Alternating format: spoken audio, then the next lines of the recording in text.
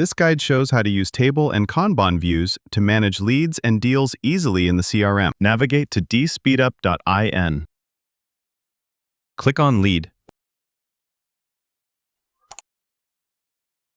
Click the table icon on the top left.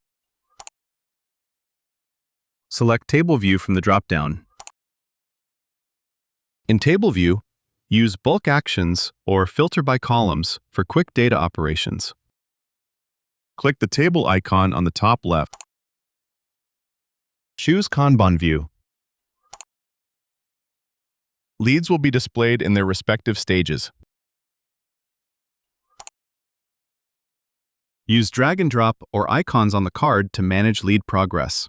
The same table view and Kanban view are also available in the Deals module.